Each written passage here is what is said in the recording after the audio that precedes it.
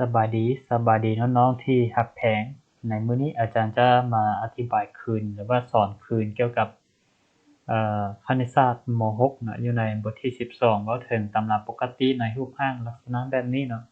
เนื่องจากว่ามีน้องๆหลายคนก็ยังน่าสนใจเนาะเพราะว่าตำรานี่เอ่อมันจะมีรูปร่างลักษณะที่ต่างจากสมผลธรรมดาไปเนาะ ฉะนั้นมันจึงเฮ็ดให้มีหลายคนนั้นสับสนเนาะฉะนั้นในมื้อนี้อาจารย์จะมาแนะนำคืนเนาะอยู่ในบทที่12เนาะคือจะสอนคืนอธิบายเนื้อในบทเรียนละเอียดพอสมควรนะก็คิดว่าจะมาตอบคำถามของน้องที่ถามเนาะแต่ว่าก็คิดว่าก่อนที่เราจะเข้าใจเราก็ต้องก่อนที่เราจะแก้ได้ข้อนั้นหั้นน่ะเราก็ต้องรู้แล้วก็เข้าใจเนื้อในบทเรียนก่อนเนาะเราจึงสามารถแก้ได้เนาะฉะนั้นอาจารย์จะค่อยๆอธิบายเกี่ยวกับบทเรียนก่อนเนาะคือบททวนคืนนี่ก็คือดั้งที่อาจารย์ได้สอนในปีก่อนนั้นเนาะเราจะในที่ผ่านมาเราจะมีลักษณะเลขส่วนที่เป็นแบบนี้เนาะฉะนั้นแล้วตัวที่ในบทที่12นี่นะเราก็จะมีลักษณะแบบนี้เนาะคือเราจะเอาตำราตัวนี้นะมันจะเอาจำนวนพูดมาหารให้พูดหลังจากนั้นมันจะแยกได้คือตัวนี้นะบอกให้กับตัวนี้ที่แท้มันจะมีสูตรนะคือเท่ากับ ax บวก b เนาะแล้วก็ c ส่วนให้ตัวอยู่พื้นนี้เนาะหลังจากนั้นเราก็ได้ตัวพูดนี้เป็นค่าต้องห้ามหรือว่าเป็นเส้นเทียมตั้งเลยเนาะแล้วก็เส้นเทียมนอนนี่หรือว่านึ่งนี่มันจะได้มาจากตัวนี้เท่าศูนย์นะถ้าว่าตัวนี้เท่าศูนย์แล้วเขาจะได้ตัวนี้เป็นเส้นเทียมนึ่งเนาะบางกรณีมันจะเป็นแต่เส้นเทียมตั้งนอนเนาะบางตำราขึ้นกับบางกรณีเนาะฉะนั้นแล้วในบทที่นี้เนาะเขาก็มีวิธีการซ่อมหาเส้นเทียมต่างๆแล้วก็แต้มแสดงก็มีคืนแบบนี้เนาะจากรูปร่างตัวนี้นะรูปร่างตำรามแบบนี้เราจะต้องผันเปลี่ยนให้เข้ากับรูปร่างลักษณะแบบนี้เลยนะหมายความว่าเราจะต้องเอาตัวนี้มาหารตัวนี้คือว่าไปเมื่อกี้นี้นะหลังจากนั้นเราก็จะได้เคสกำหนดอยู่เม็ด A นะเม็ด A ก็คือ A นี่หรือว่าอัลฟาเนี่ยนะอัลฟานี่จะต้องเท่ากับลบ e ส่วนให้ d นะเพราะว่าเอาพูดตัวนี้ไปเท่าศูนย์นะพูดไปเท่าศูนย์แล้วเราจะถอนเอา x อยู่ในนี้เนาะนะหลังจากที่เราได้เม็ด A เท่ากับเท่านี้แล้วเราก็จะได้x เท่า A นี้เป็นเส้นเทียมตั้งเนาะหรือมีตำราอยู่ในม5หรือว่าม4นะครับก็ม5บ่เนาะเขาก็มีลักษณะแบบนี้เนาะขอบเขตอีกยับเข้าหาตัวเขตกำหนดเนี่ยของแอปถ้าหากว่าเวลาใดเข้าหาบอกลบผสมไขเขาจะได้อีกตัวนี้เท่า A นี่เป็นเส้นเทียมตั้งเลยเนาะแต่ว่าในที่นี้นะครับก็มีเพียงแต่ว่าเอาพูดเป็นเส้นเทียมตั้งเนาะคือตรงนั้นเว้าย่อๆแบบนั้นนะแล้วก็เส้นเทียมนอนเดหรือว่าเส้นเทียมนึ่งเดนะเขาก็มีได้ตัวนี้นะตัวนี้แม่นอาจารย์เอาเพิ่มเติมมาซื่อๆนะเพื่อให้พวกน้องรู้นะที่แท้อยู่ในบทที่12นี่น่าจะบ่มีเส้นเทียมนอนเนาะมันจะมีบางกรณีเท่านั้นคือดั้งที่อาจารย์เว้าถ้าว่าตัวนี้นะบ่มีอีกนะมันจะยังเหลือเต้น B เนาะยังเหลือเต้น B แล้วมันจะกลายเป็นเส้นเทียมนอนเนาะเอาสังเกตง่ายๆเนาะแต่ว่ากรณีนี้แม่นอาจารย์ยกเพิ่มเติมมาซื่อๆนะอยู่ในบทที่12น่าจะบ่ได้ใช้เนาะแนะนำจะแจ้งแบบแนวนี้หลังจากนั้นตัวที่เฮ็ดให้มีเส้นเทียมนึงก็คือตัวนี้เท่า0เท่านั้นเนาะก็คือ x เก้าหารบวกลบผสมไขของc ส่วนให้ dx บวก e นี่เก้าหา0เนาะเวลาใดมันก็เก้าหา0อยู่แล้วเนาะถ้าว่ามาในรูปร่างแบบนี้นะถ้าว่าข้อเลขที่เราคำนวณนั้นตกในรูปร่างแบบนี้แม่นยับเข้าหา0แน่นอนเนาะเพราะว่าเรามีเงื่อนไขคือขอบเขต x เก้าหารบวกลบผสมไขนะฉะนั้นเราก็จะได้ y เท่ากับ ax บวก b นี่เป็นเส้นเทียมนึ่งเลยนะก็ง่ายๆแบบนี้เนาะหลังจากนั้นเราก็มีได้ไปกำหนดเม็ดร่วมหรือว่าเม็ดตัดกันระหว่างแกน x แล้วก็แกน y แล้วไปแต้มแสดงแล้วก็ถือว่าได้คำตอบที่สมบูรณ์เนาะนะหมายเหตุจะบ่มี3เส้นเทียมเกิดขึ้นพร้อมกันนี่ก็เป็นจุดพิเศษอันนึงเนาะถ้าหากว่ามีเส้นเทียมนอนแล้วก็ ตั้งมันจะบ่มีเส้นเทียมนึ่งเนาะถ้ามีนึ่งนอนแล้วก็บ่มีตั้งก็คืออย่างสั้นเนาะให้เข้าใจเนาะแล้วในที่นี้เนาะอาจารย์อยากจะไปแก้ข้อที่12บทที่12ข้อที่7นะคือน้องนี้เพิ่นถามมาเนาะมีคำถามคือจังซี่เนาะแต่ว่าก่อนอื่นนี่อาจารย์ก็จะแนะนำบทฝึกหัดบางข้อก่อนนะบางข้อก่อนเพื่อให้เราจะไปเข้าใจแก้ในข้อที่7เนาะอยู่นี้อาจารย์ก็เอาข้อกอก็บ่หมายถึงว่าจะเป็นข้อกออยู่ในบทฝึกหัดบางทีมันก็เปลี่ยนแล้วนะคือเดี๋ยวนี้เราก็อาจารย์จะอธิบายผ่านๆไปนะเราก็เอาตัวนี้มาหารตัวนี้มันจะได้ตัวนี้แต่ว่าเซต1เซตลบ1นะเราจะเอาลบ1ไปหารด้วยตัวนี้นะหลังจากนี้เราก็ได้แม่นหยังตัวนี้เท่าตัวนี้แล้วเนาะเราก็จะได้ x เท่า2ตัวนี้แม่นเอามาจากแม่นหยังโพจน์ของมันเท่า0เนาะโพจน์ของมันเท่า0อาจารย์จะขอเขียนเล็กๆน้อยๆเส้นนี้เนาะเรามีอัน x ลบ2เท่า0เนาะเราก็จะได้ x เท่า2นี่เป็นเส้นเทียมนอนเส้นเทียมตั้งเลยนะคือนั้นนะเราได้เป็นเส้นเทียมตั้งเลยหลังจากนั้นเราก็จะได้อันตัวนี้นะตัวนี้เป็นเส้นเทียม1เลยเนาะเนื่องจากว่าเราก็มีอันนี่หยังเขาก็มีขอบเขต x เก้าหาบวกลบอสงไขยของลบ1ส่วนให้ x ลบ2นะมันเท่า0อยู่แล้วฉะนั้นเราจึงได้ตัวนี้เนาะได้ตัวที่เป็นเส้นเทียม1มันของมันเลยนะหลังจากนั้นเราไปส่องหาเม็ดร่วมระหว่าง x y วิธีการส่องหาเม็ดร่วมนี่อาจารย์แนะนำว่าให้พวกเราไปส่องหาเม็ดที่ใกล้เคียงกับ2อันหลายที่สุดมันจะดีกว่านะก็คือเรามีลักษณะแบบนี้นะสมมุติว่า2อยู่นี้สมมุติว่า x อยู่นี่เนาะ x y ล่ะ x 2อยู่นี้เราก็จะต้องไปส่องหา3หรือว่า1แบบนี้นะส่องหาค่าอยู่ในนี้เพื่อให้มันใกล้เคียงกับ2มันจึงเป็นตัวเลขที่เราคำนวณบ่ใหญ่ปานใดนะแต่ถ้าเราส่องหาตัวที่น้อยกว่า1ก็คือ0เนาะตัวที่น้อยกว่า0ก็คือลบ1นะก็ขึ้นกับเราว่าเราจะซอกหามีความสามารถซอกหาได้จักเม็ดเนาะแต่ว่าหลายเม็ดก็ยังดีนะแต่ว่าอย่างน้อยสุดก็2เม็ดเนาะฉะนั้นเราก็กำหนดเอา x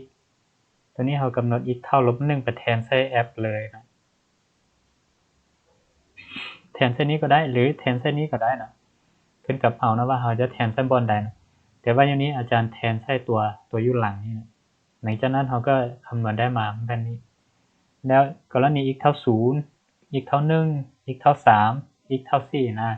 หมายความว่าอาจารย์จะซอกอัน3เม็ดอยู่ล่มแล้วก็2เม็ดอยู่เทิงนะก็คือมี x เท่าลบ1 x เท่า0 x เท่า1นะหลังจากนั้นก็มี x เท่า2นะ x เท่า2นี่เป็นเม็ดใจกลางเลยนะเม็ดกลางนะแล้วก็มี x เท่า3แล้วก็ x เท่า4นะอาจารย์ใช้5เม็ดนี้นะ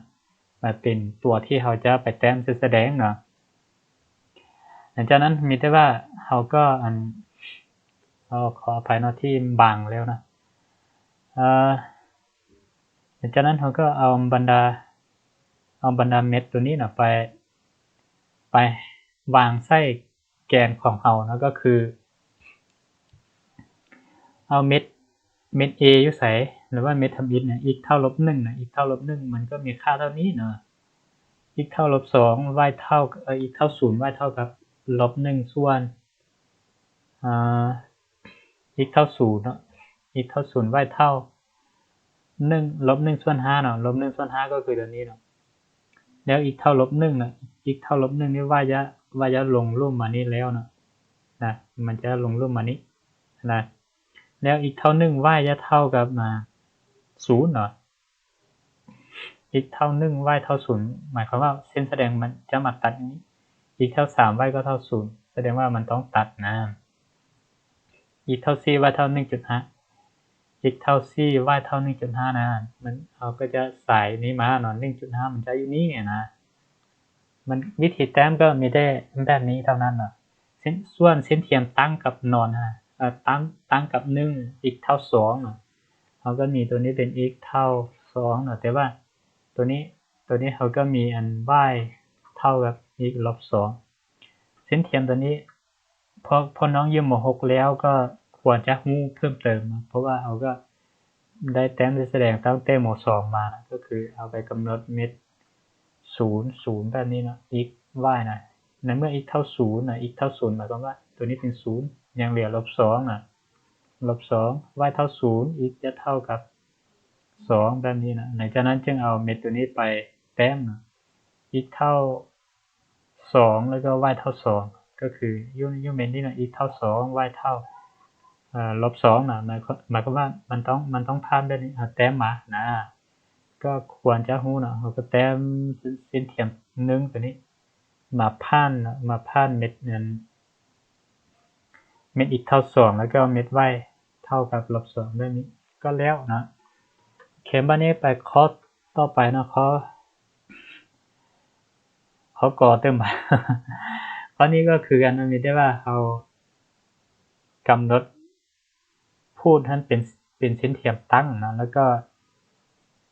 ไปซอกหา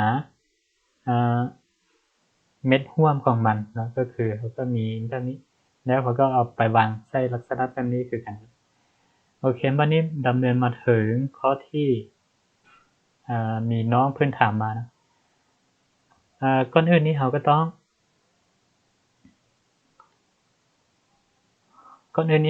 รู้ก่อนเนาะเราก็จะต้องรู้ว่า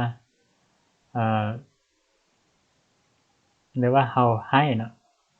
ให้ x ลบ2เท่า0นะแล้วเราก็ถอน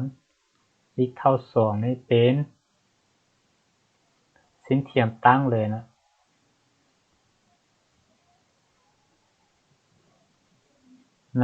แบบนี้เลยเราก็ได้เส้นเทียม1อัน1เส้นแล้วเนาะหลังจากนั้นเราก็เห็นว่าเนาะเห็นว่าตัวนี้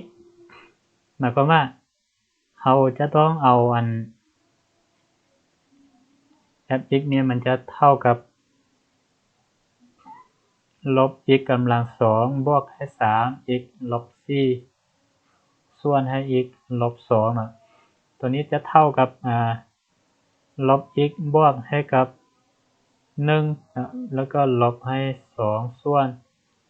x ลบ2แบบนี้นะซึ่งมีหลายคนอาจจะยังงงอยู่บ่นี้ว่าเป็นหยังมันจึงเท่าแบบนี้นะอาจารย์จะขอเขียนอยู่ฝั่งนี้นะก็คือเราจะเอาลบ x กำลัง2บวก 3x ลบ4นี่หารให้กับมัน x ลบ2นะเราก็หารแบบนี้เลยนะแบบธรรมดาตอนหน้านี้มีลบนะเราก็เขียนลบใส่นะลบ x นะลบ x คูณ x ก็กลายเป็นลบ x กำลัง2ลบ x คูณ2ก็กลายเป็นบวก 2x นะหลังจากนั้นเราก็ลบกันนะตัวนี้เป็น0นะแล้วตัวนี้เป็นลบ2นะบวก3ลบ2ยังเหลืออยู่บวก1 x นะแล้วก็ลบ4ก็ลงมานะหลังจากนั้นเราก็เห็นว่าตอนนั้นเป็นบวก1นะบวก1 x เราก็บวก1นะ1คูณ x ก็กลายเป็น x แล้ว1คูณลบ2ก็กลายเป็นลบ2หลังจากนั้นเราก็ลบกันแล้ว x ลบ x ก็หมดไปนะแล้วก็ลบคูณให้ลบตัวนี้กลายเป็นบวกหมายความว่าลบ4บวก2นะเราถือนะลบ4บวก2ได้มาจากลบตัวนี้คูณลบตัวนี้กลายเป็นบวกแล้วเนาะลบ4บวก2ยังเหลืออยู่ลบ2นะหลังจากนั้นเราก็จะได้ตัว r นี้ตัวเศษตัวเศษเท่าลบ2นะแล้วผลหารเนาะผลหาร q นี่จะเท่ากับนี่ลบ x เนาะบวกให้1แบบนี้นะฉะนั้นเวลานี้ตัวในเมื่อที่เราเอาไปเขียนนะเอาไปเขียนนี่เราจะมีคือ fx นี้จะเท่ากับ3ลบ x กำลัง3 x กำลัง2ลบ x กำลัง2บวก 3x ลบ4นี่นะส่วนให้ x ลบ2นี่ผลหารมันจะได้ตัวนี้เป็นตัวหารเนาะ คูณหารนะลบ x เนี่ยบวก1แล้วจำพวกให้กับลบ2เนาะส่วนให้x ลบ2เนาะดังที่อาจารย์ได้แนะนำอยู่ในเนื้อในบทเรียนนะมันเป็นอย่างนี้หลังจากนั้นบวกตัวนี้เนาะบวกตัวนี้คูณลบตัวนี้จะกลายเป็นลบเนาะมันจึงได้มาคืนในลักษณะแบบนี้นะให้พวกน้องเข้าใจแนวนั้นเนาะหลังจากนั้นเราก็ไปฉะนั้นเราก็ได้เนาะเราได้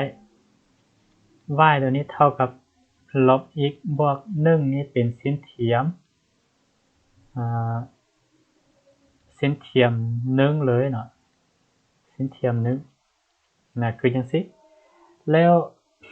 บัดนี้เราก็ไปซอกหาเม็ดร่วมนะซอกหาเม็ด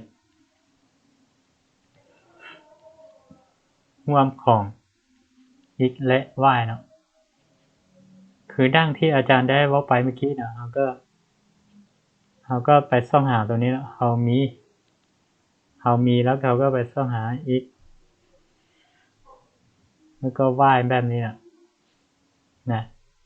เราก็ไปซอกหาตัวที่อยู่ใกล้2นะสมมุติว่า2อยู่นี้2ตัวนี้แม่นได้มาจากเส้นเทียมตั้งของเรา2อยู่นี่ตัวต่อไปก็คือ3แล้วก็4แล้วก็ตัวนี้ก็เป็น1แล้วก็0นะเราก็ไปซอกหาตัวที่อยู่ในนี้นะก็แก้คืออาจารย์ได้อธิบายเมื่อกี้ไปนะหลังจากนั้นเราก็มีวิธีแก้นะเราก็เอา x เท่า0ไปแทนเนาะ x เท่า0เราก็ถอน f 0เนาะ f 0นี่มันจะเท่ากับเราก็เอา0ไปแทนนี้มันจะยังเหลืออยู่1เนาะ1ลบให้กับ2ส่วนให้ลบ2มันจะกลายเป็นบวกนะหมายความว่า1บวก1นะครับก็ได้เป็น2แบบนี้นะเราก็เบิ่งแล้วก็ทำความเข้าใจแบบนี้นะเอาบัดนี้เอา x เท่า1นะเราก็จะได้ f 1นี้จะเท่ากับเท่าไหร่เอา1ไปแทนซะนี่เอา1ไปแทนซะนี่เราจะได้เป็นลบ1บวก1เป็น0เนาะตัวนี้ก็เป็น0เอา1ไปแทนซะนี่มันจะเป็นอยู่1ลบ2ยังเหลือลบ1เนาะลบ1คูณให้ลบตัวนี้ก็เป็นบวกมันจะเป็น2นะ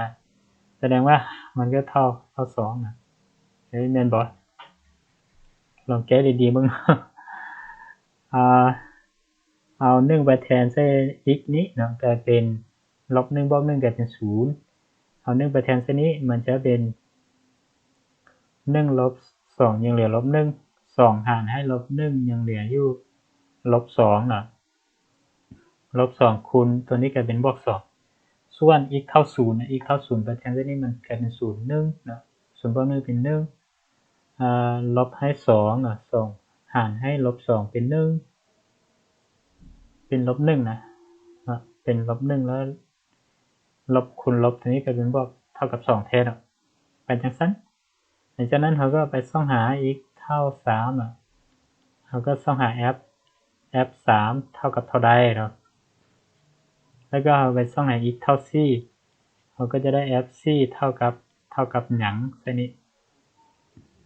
หลังจากนั้นเราก็เอาไปแต้มใส่เส้นแสดงเอาไปแต้มใส่เส้นแสดงที่เรามีเมื่อกี้นี้เนาะก็คืออาจารย์จะขอลบตัวนี้น้อยนึงก่อนนะเพื่อให้เห็นแจ้งกว่าเก่านะบรร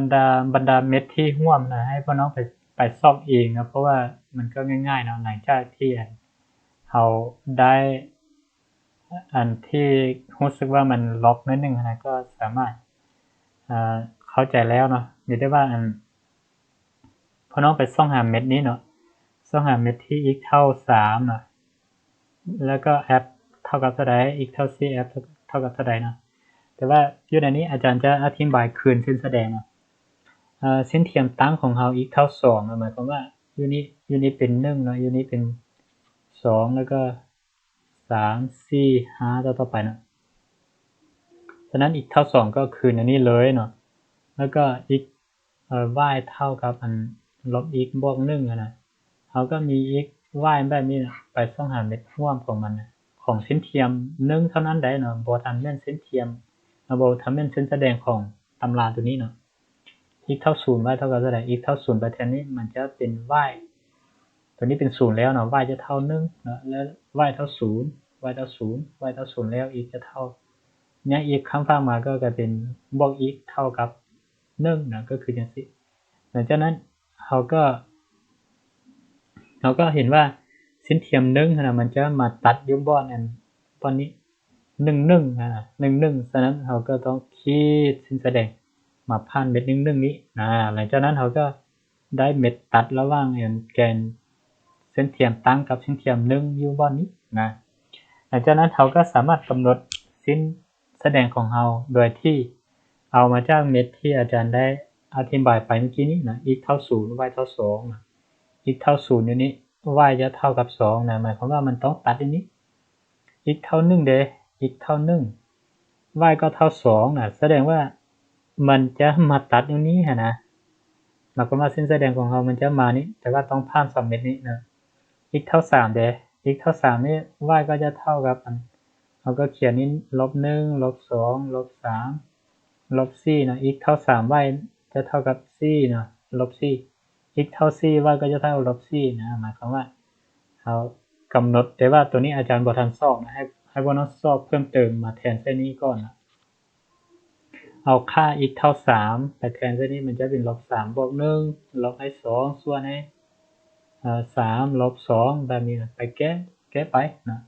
หลังจากนั้นเขาก็ขีดเส้นแสดงตัวนี้มานี่ผ่าน2เม็ดนี้แล้วก็ไปนะถึงว่าบ่งามเท่าที่คอมพิวเตอร์แต้มก็บ่เป็นหยังนะเพราะว่าเราใช้มือแนวใดมันก็บ่ชัดเจนเท่าที่ควรนะแต่ว่าต้องเป็นลักษณะแบบนี้มันจึงชื่อนะหลังจากนั้นเราก็มีแต่หมายเส้นแสดงใส่เนาะตัวนี้ก็เป็นเส้นเทียม1ตัวนี้ก็เป็นเส้นเทียมนอนนะครับก็หมายใส่นะตัวนี้เป็นเส้นเทียมหรือว่าเส้นแสดงที่เราต้องการแต้มแต่ว่าเขาเจ้าคิดลูกศรไปนี่ซื่อนี่บ่ต้องงงว่าคันซั่นตัวอยู่รูปนี้มันแม่นบ่ก็แม่นคือกันนะส่วนเส้นนี้ก็แม่นคือกันนะแต่ว่าเขาเจ้าเขียนอันนึงแล้วก็บ่อยากให้มันสับสนเนาะฉะนั้นให้เข้าใจว่าตัวอยู่รูปนี้ก็แม่นตำราที่เราแต้มคือกันคือแสดงที่เราได้คือกันเนาะก็มีแต่เท่านี้แล้วก็ยังมีหลายๆข้อที่จะให้พ่อน้องคุ้นคว้านะเพราะว่ามันก็เป็นพื้นฐานอยู่ในบทต่อไปนะฉะนั้นให้พ่อน้องเก็บเพิ่มเติมมาอยู่ในหน้าที่59โอเคฉะนั้นมื้อนี้อาจารย์ก็จะขอจบเพียงเท่านี้นะก็ผิดพลาดบ่ใดก็ขอโทษขออภัยเนาะแล้วถ้าผู้ใดที่เห็นว่าการสอนของอาจารย์มีตัวใดที่ควรปรับปรุงหรือว่าควรแนะนำเพิ่มเติมก็สามารถเขียนคอมเมนต์ไว้นะถ้าว่าผู้ใดที่เห็นว่ามีคุณค่านะก็กดไลค์กดแชร์แล้วก็กดติดตามเป็นกำลังใจให้อาจารย์ด้วยนะแล้วเราก็จึงพบกันใหม่ในมื้อต่อๆไปนะ